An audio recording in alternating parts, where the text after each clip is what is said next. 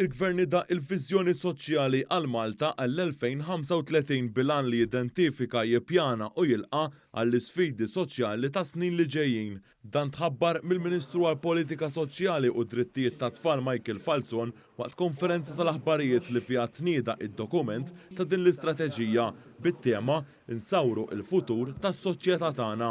Dan id-dokument jinkludi il-viżjoni, il-futur, id-direzzjoni u l-istrateġija ppjanata sabiex tindirizza n-numru ta' setturi soċjali differenti.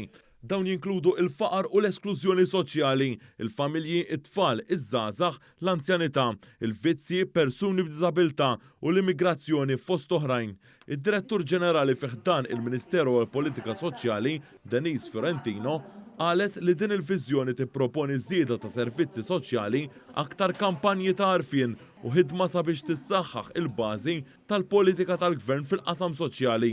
Ġie spjegat li l-ħidma fuq din il-viżjoni kienet tinvolvi xogħol ta' aktar minn sena, konsultazzjoni mal-partijiet ikkonċernati din l-istrateġija.